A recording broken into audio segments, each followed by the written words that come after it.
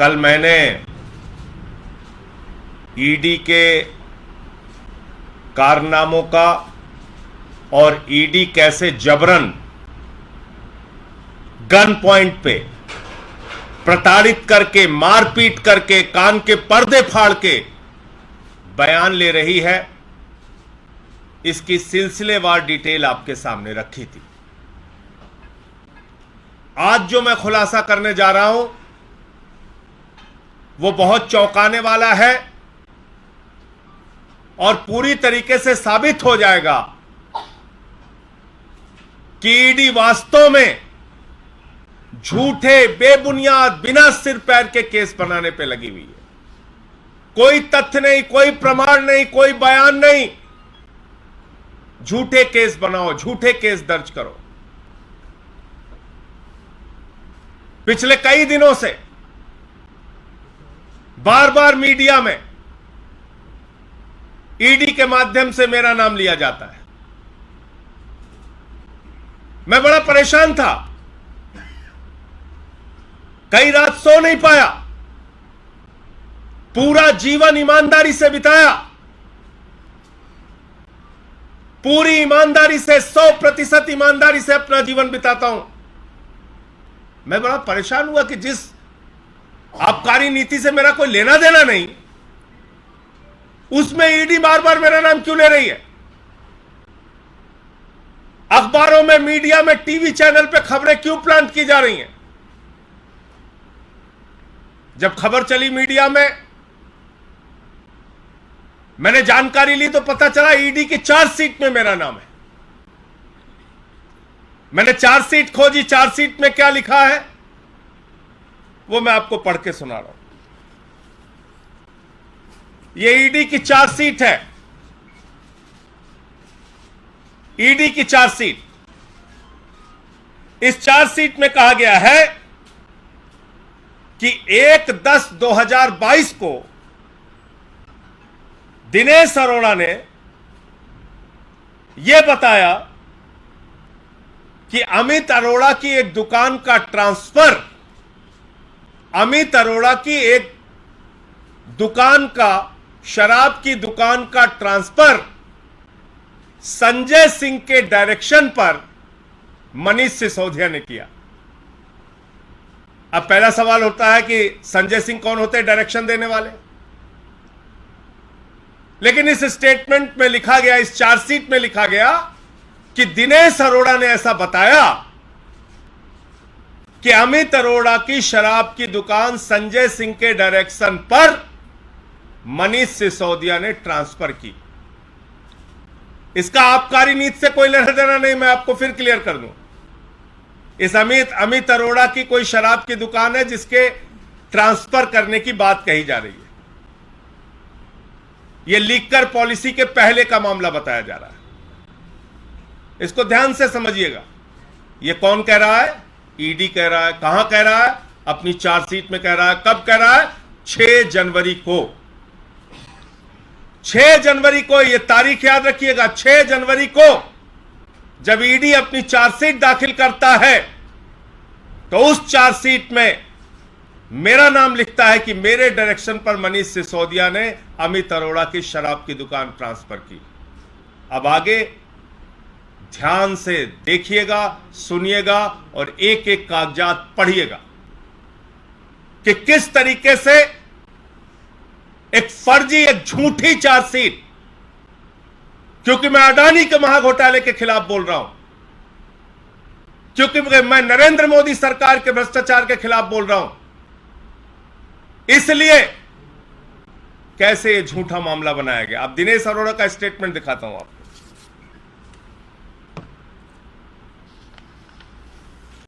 यह है दिनेश अरोड़ा का स्टेटमेंट जो ईडी ने दर्ज किया। यह चार्जशीट है 6 जनवरी वाली और यह दिनेश अरोड़ा का स्टेटमेंट है। इस स्टेटमेंट में यह कहा जा रहा है कि एक्साइज कमिश्नर राहुल सिंह ने रूटीन वे में अमित अरोड़ा की दुकान का ट्रांसफर किया। इसमें संजय सिंह के नाम का कहीं कोई दूर दूर तक जिक्र नहीं।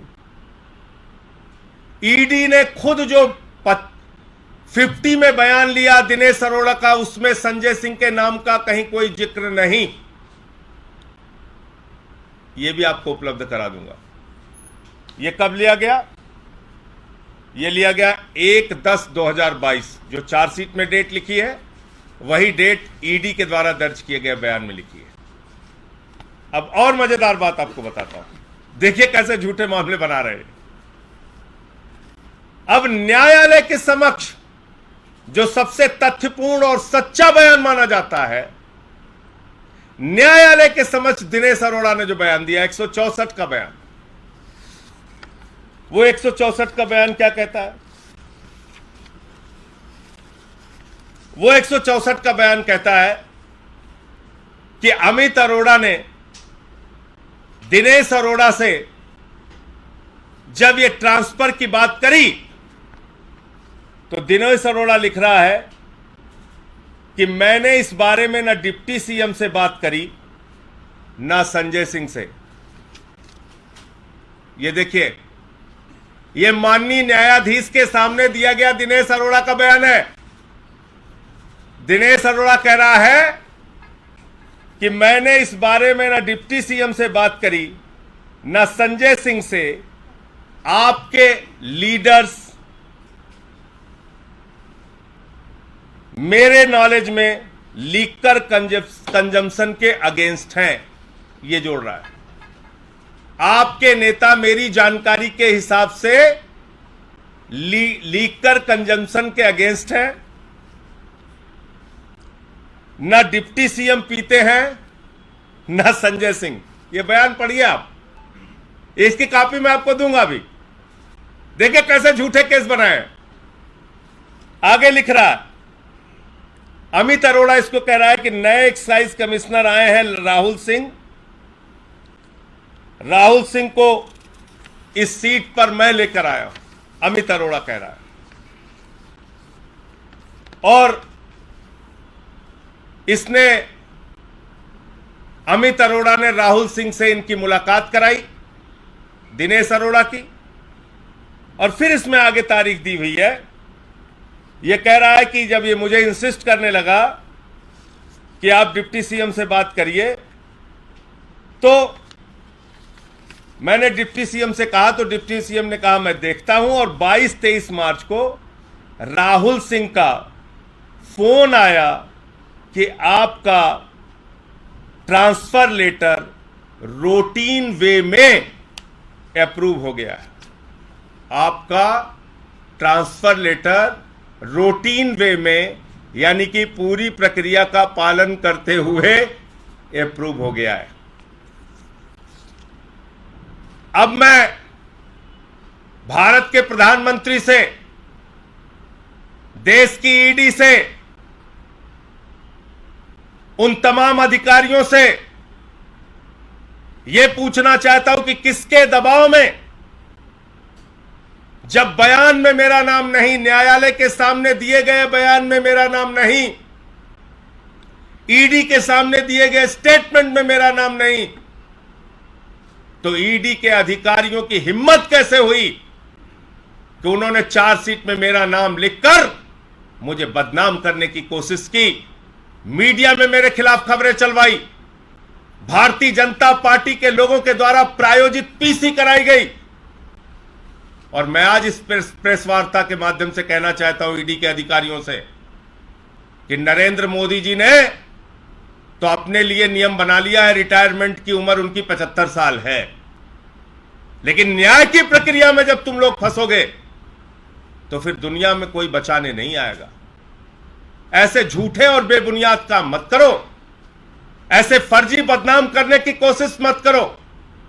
और इसलिए क्योंकि इस झूठे चार्जशीट के आधार पर मेरे खिलाफ टीवी चैनल पे खबर चली, मेरे खिलाफ भाजपाइयों ने प्रेस वार्ता करी, मेरे खिलाफ तमाम दुष्प्रचार किया ईडी ने, इसलिए ईडी के तमाम अधिकारियों के खिलाफ, इनके डायरेक्टर एसके मिश्रा के खिलाफ, इनकी अधिकारी जिसने इस पे दस्तखत किया है भानुप्रिया के खिलाफ, इनका आईओ जोगेंद्र सिंह के खिलाफ डिफेमेशन का केस करूंगा, आपराधिक मानहानि का मुकदमा करूंगा, इनको बेनकाब करूंगा।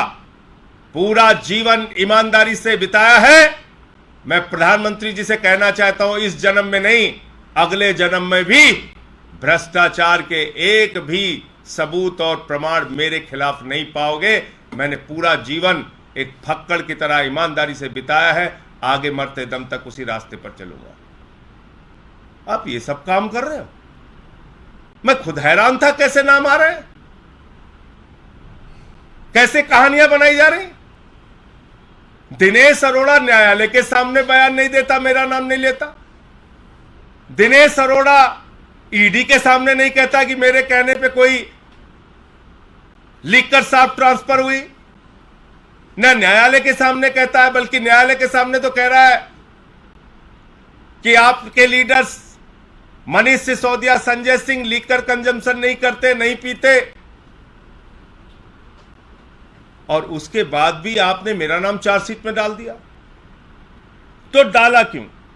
अब इसकी क्रोनोलॉजी मैं आपको बताता हूं, ये क्यों डाला, ये क्यों दुश्मनी निभाई जा रही मुझसे, ये अब आप देखिए। 12 दिसंबर को पिछले 8 वर्षों में 3000 छापे विपक्ष के नेताओं पे मारे गए और मात्र 23 लोगों को ईडी कन्विक्ट कर पाई, मात्र 0.5%। ये ईडी 20,000 करोड़ का घोटाला करने वाले नरेंद्र मोदी के खिलाफ क्यों चुप रहती है? संजय रावत जी हम बैठे 100 दिन जेल में रहे, मनीष सिसोदिया के घर पे आपने 14 घंटे छापेमारी की। ये मेरा संसद में दिया गया भाषण है। कब? इसमें तारीख लिखी हुई है 12 दिसंबर 2022 को। मैंने ईडी के मिसयूज के खिलाफ लोकतंत्र के सर्वोच्च मंदिर में 12 दिसंबर 2022 को यह बयान दिया कि ईडी 3000 छापेमारी करती है, मात्र 0.5% उसका कन्विक्शन रेट है। लोगों को फर्जी फंसा रही है और जेल में डाल रही है, लोगों के घरों पर फर्जी छापेमारी कर रही है और प्रताड़ित कर रही है। यह मामला देश की संसद में मैंने उठाया और भारत की संसद ने मुझे कहा, माननीय सभापति जी ने मुझसे कहा कि जो बातें आप कह रहे हैं उसको रिकॉर्ड पर लाइए। मुझे प्रिविलेज कमेटी का विशेषाधिकार समिति के द्वारा मुझसे पूछा गया कि जो बातें आप कह रहे हैं उससे संबंधित साक्ष्य लाइए। और आप देखिए, आज तो यह लगता है ईडी भारत की संसद से बड़ी हो गई। 12 दिसंबर को मैं बोलता हूं और 6 जनवरी को चार्जशीट में मेरा नाम शामिल कर दिया जाता है, जबकि 1/10/2022 के बयान में दिनेश अरोड़ा ने मेरा नाम नहीं लिया, और उसके पहले जब 164 का उसका न्यायालय के सामने बयान हुआ उसमें भी दिनेश अरोड़ा ने मेरा नाम नहीं लिया। बावजूद इसके चार्जशीट में 6 जनवरी को 12 दिसंबर के इस भाषण के बाद जबरन चार्जशीट में मेरा नाम शामिल किया जाता है। अब यह देश की संसद में बैठने वाले सांसदों को भी सोचना पड़ेगा कि क्या देश की संसद से बड़ी हो गई है ईडी। और मैं कहना चाहता हूं आज की इस प्रेस वार्ता के माध्यम से उन तमाम लोगों से, क्योंकि भारत की संसद की विशेषाधिकार समिति ने मुझसे कहा है कि जानकारी दीजिए कि ईडी कैसे फर्जी और झूठे मामले बना रहा है। मैं पूरे देश में सुनने वाले लोगों से यह कहना चाहता हूं, अगर आपके खिलाफ ईडी ने फर्जी मामले बनाए हैं, फर्जी मुकदमे बनाए हैं, कृपा करके मुझे जानकारी दीजिए। मैं वो भारत की संसद की विशेषाधिकार समिति के सामने ये पूरा विषय, आपकी पूरी जानकारी, आपके पूरे मामले को रखूंगा। तो ये था मेरा आज का जो खुलासा है, वो था। इसमें आपके द्वारा कोई प्रश्न हो, कोई सवाल हो तो आप पूछ सकते हैं।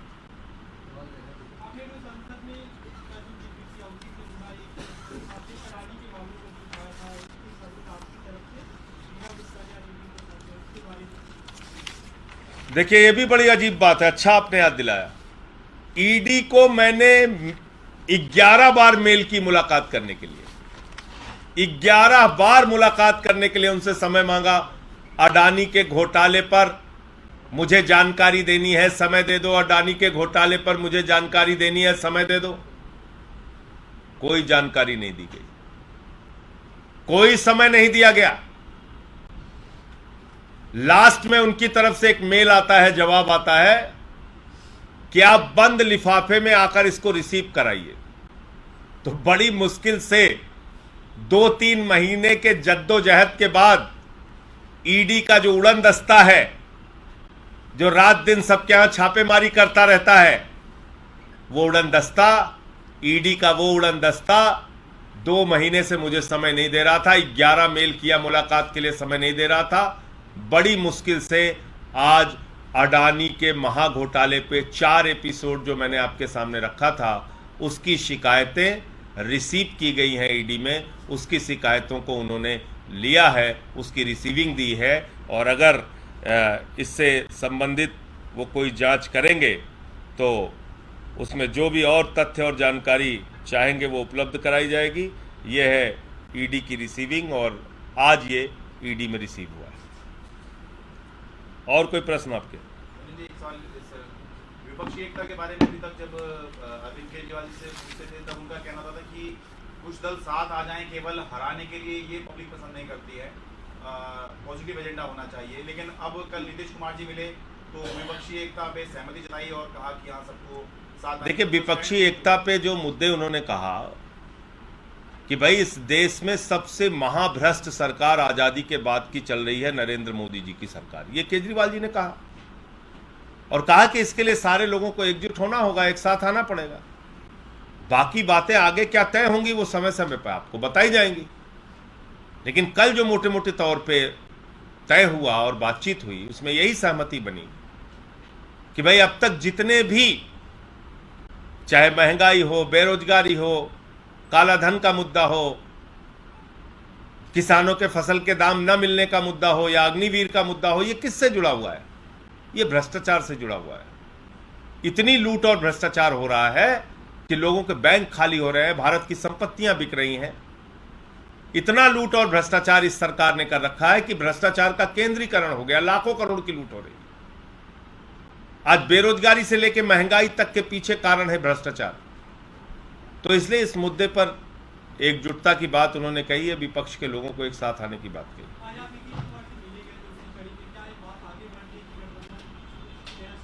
अब जब कुछ बातचीत सार्थक होगी तो आपको जानकारी देंगे। सर, अतीक अहमद के बेटे का एनकाउंटर कर दिया गया है यूपी में। देखिए, अभी मैं जब आ रहा था इस प्रेस वार्ता में तब ये जानकारी मुझे मिली।